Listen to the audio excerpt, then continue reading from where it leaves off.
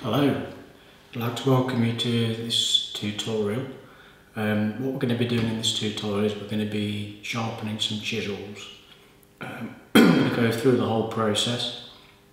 I think that to start with, I just want to mention how important a sharp chisel is. As a lot of you may know, you can't beat a sharp chisel. You should always have a set of sharp, very sharp chisels. Now I've seen over the internet and other places, and I was even taught the wrong way over 15 years ago. But we're going to go through the process, and we're going to sharpen a chisel, a bevel-edged chisel, and I hope it's of some help. There are a lot of tutorials out there, but I thought I'd just go into some depth and try and help out where possible. So what we're going to start with is we've got this bevel-edged chisel which I purchased off eBay, I think it was. Very cheap, a couple of pounds. What I suggest is, if you can't afford expensive chisels, is to hunt around on eBay, look in your local flea market and look for some of the old vintage chisels. Don't, whatever you do, go out and buy a cheap set of chisels off eBay for £20 or $20, $30, because they'll be no good. The steel is very poor. Here in the UK, I tend to search out for Sheffield steel. Sheffield steel is renowned for being very good. The older steel. Your other alternative is Japanese steel is very good. I think they're probably the best in the world now.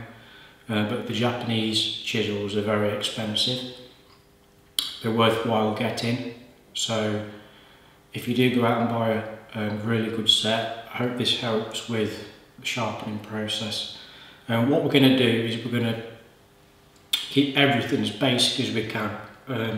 As a starting out way of sharpening chisels, because we could go out and we could buy loads of different types of stones and have a grit for everything, but I know people are on a budget. So what I've got, the things that you're going to need, so the stones, we've got a Norton stone here, they're not cheap, by all means, but they're budget, kind of budget line, very good stones. What we've got here is a combination stone, and we're going to sharpen the chisels with this combination stone.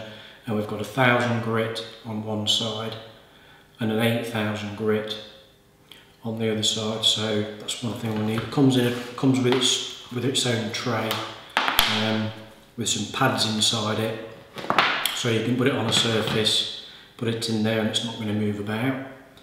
So that's the stone.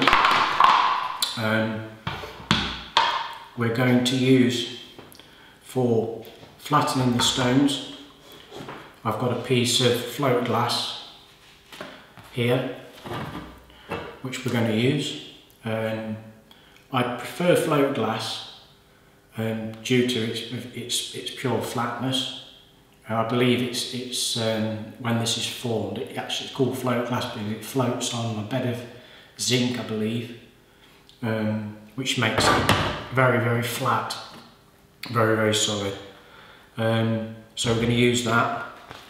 Instead of going out and buying a lapping stone, which I'll discuss, for flattening your stones, because you must have a true flat stone all the time, we're going to use some wet and dry paper. Get it from your wholesalers. This one is 180 grit. It's not super fine. You could go down to 80 grit, but then you could end up taking quite a lot off your stone. But you could go lower than this, because this will eventually wear. So we're going to. Okay. The other things we're going to need: a square, a pencil. The other thing is I've got what's called a it's a preparation. Norton called it a preparation stone. I've known it as Ligura. The idea of this is that you put this on the stone, on your finer stones, and it creates a slurry. And the slurry will allow you to cut faster, because the slurry is what's creating the cutting action. And it also helps with, if it's not quite flat, rubbing this over the surface will keep your stone flatter for a longer period of time. So we're going to use these. I think these are about £20 for one of those. You don't have to use it. And the Norton stone, this combination stone, here in the UK, I think it's about £70, so what, $80-ish, $75, $80, which you can get from a lot of different places. The other thing we're going to use is a microscope, well, sort of a microscope. I've got another one over there that's got a light on it, that's a big one, that I tend to keep putting my chisels underneath it to see how they're going when it comes to sharpening. So I think that's it for that. So what I wanted to do next was just talk about the angles, because we're going to hone this chisel. So let's just have a look on the whiteboard. I've got an example here, bevel edge chisel. We're going to create a 25-degree angle on the grinder. That is going to be our primary bevel. We're then going to create a secondary at 29 degrees, and then the last one, which I call this PSD, primary, secondary, and then dangerous, because I think if you do this correctly and do this right every time, your chisels will be dangerously sharp. So be careful with your chisels, take precautions, don't let them near children play around with them, because if you keep them sharp, they'll do you justice. Okay, so we're going to create a bevel chisel. So the first thing that we need to do is create the back. We need to get the back perfectly flat with a polished edge, and we need to do that at least a minimum of 1 inch, but preferably about 2 inches, because it's this point at the end that needs to be sharp. You don't need to polish your chisel all the way back here. There's no point.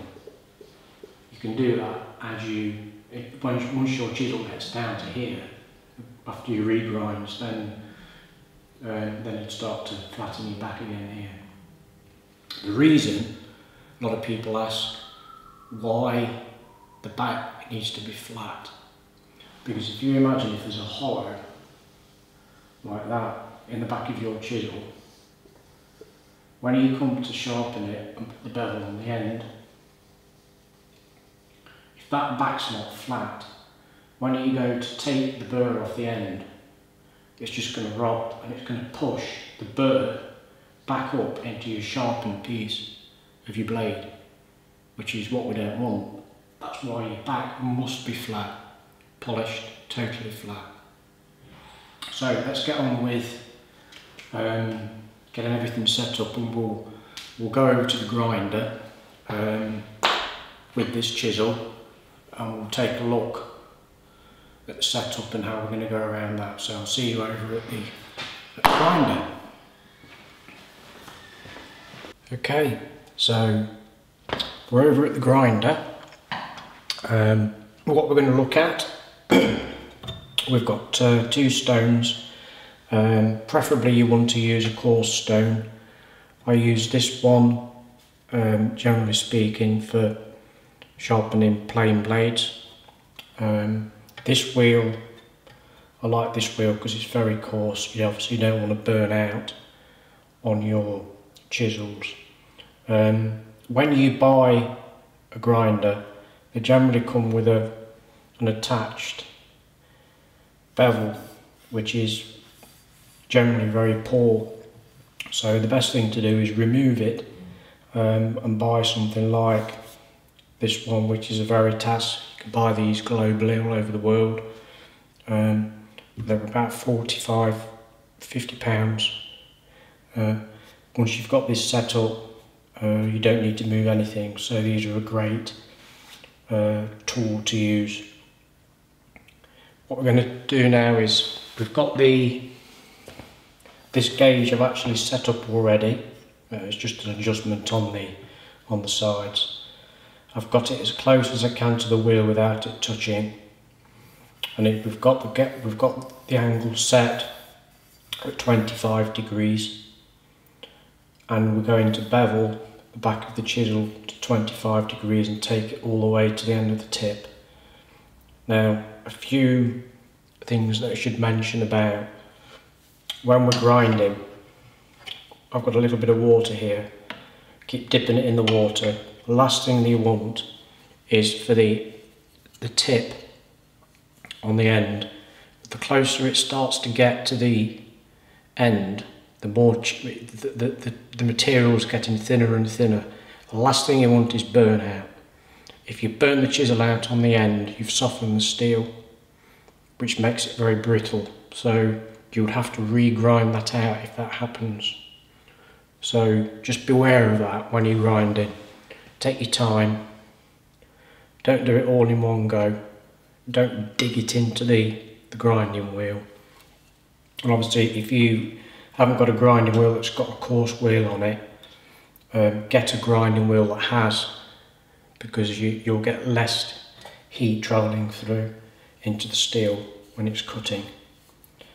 Okay, so we'll have a close-up and we'll talk about how I like to set the chisel up.